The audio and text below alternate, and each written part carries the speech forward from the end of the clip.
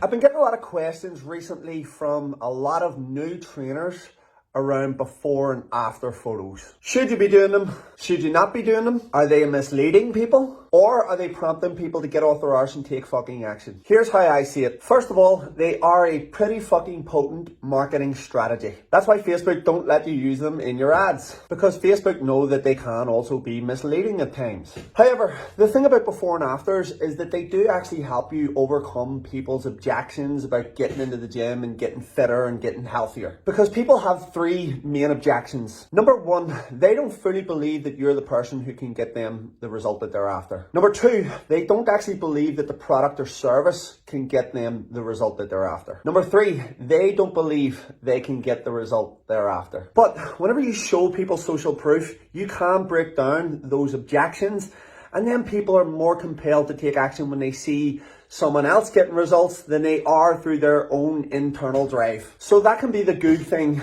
about using before and afters in your marketing. However, there's also a downside. Speaking from experience here, by the way, before and afters can sometimes be misleading for people because very rarely does the individual in the before and after photo sustain the type of results that they have worked hard to get. In fact, I've never in my life seen anyone sustain a lean physique that they've prepped to get for a photo shoot. It can be misleading for the prospect. It can also put people under a lot of pressure trying to achieve this desired outcome when sometimes it's unachievable for people. It also puts the client and the trainer under a lot of fucking pressure to get an outcome by the end of 8, 10, 12, 16 weeks, like whatever it is. Trust me, I know what I'm talking about here. Take Steve-O for example. Steve-O was a long-term client of mine, and now he actually works at my facility and he is one of my amazing coaches. Initially, Steve-O came on board with us because he had seen some of our past transformations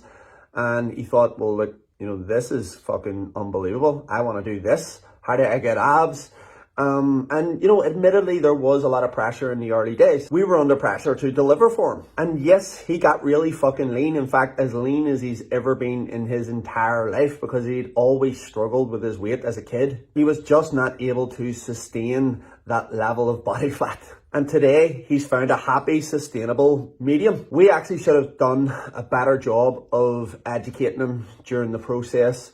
However, Steve-O, being the guy he is, he went and educated himself. Hence, he's now employed by Hybrid Fitness. So that can be the downside to doing before and afters. But there is also a way to do them that is not misleading to the client. And it's kind of just organic and works so much better. We call them before and during. We would just get a client to take a before photo at the start. Then with no real set time on it, we'll go back, we'll look at their before photos and we'll look at what they're like right now, before and during, and we'll compare the two. People still get to see the transformational journey. There's less pressure on us, less pressure on the client, and they get to do things in a sustainable way. Then if the client after a while decides, hey, do you know what? I wouldn't mind doing a professional photo shoot. It's just like, okay, I can help you with that. We'll help you do the prep, but we'll also make them aware that the work continues after. That way things just flow and there's no pressure on anyone. Just like Fiona here. Fiona's transformation just happened organically. Like there was no pressure on her to do any kind of after photos or anything like that. She just ate well, showed up 3-4 days a week,